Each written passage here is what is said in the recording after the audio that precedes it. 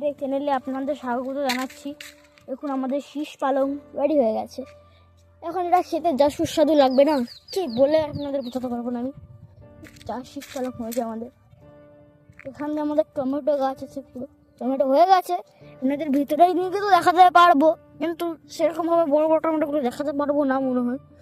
তাও দেখে নিন নিচ দিয়ে লুকটা দেখুন, ওটার লুক। এখান দিয়ে জল দেওয়া হয় প্রত্যেক দিন। গঙ্গা রিভার বলতে পারেন, ছোটো গঙ্গা রিভার। খুব সুন্দর টমেটো দেখায় আপনাদের, চলুন।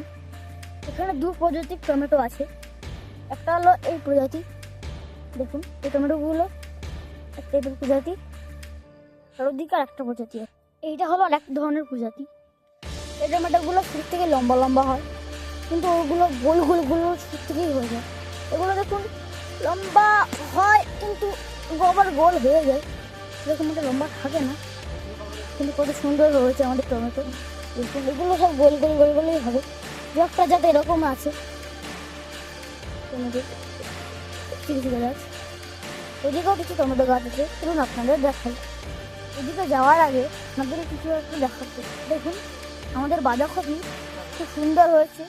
বাঁধাকপি বাঁধা শুরু হয়ে গেছে। এগুলি কিন্তু আগে লাগানো হয়েছিল, এগুলো বাঁধা শুরু হয়েছে।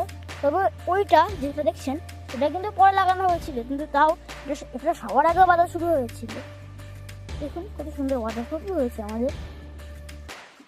যাই হোক, আপনাদের টমেটো বেরোচ্ছে এখানে। দেখুন এগুলো টমেটো একটু বেশি পুরনো নয়, এগুলো যেমন বয়স হয়েছিল এগুলো সেরকম বয়স নেই। এগুলি হলো গোল গোল প্রজাতির টমেটো, আর এগুলো হলো লম্বা লম্বা, দেখতেই পাচ্ছি। দেখি ফারাকটা বোঝা যাচ্ছে, ফুল দেখে ফারাকটা পুরো বোঝা যাচ্ছিল না, এখন ফল দেখেই বোঝা যাচ্ছে ডিফারেন্স একদম বুঝবে।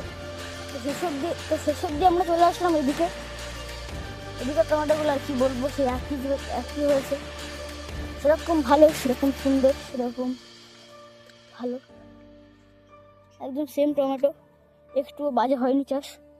খুব সুন্দর চাষ টমেটো আমাদের। এদিকে কিছু কুমড়ো গাছ হয়েছে, অনেক কষ্টের পরে কুমড়ো চারা আমরা উঠাতে পেরেছি। দেখুন একটা কুমড়োর চারা, যেটা 2 থেকে 3 দিন মতন বয়স হয়েছে, কিন্তু এটা উঠে গেছে।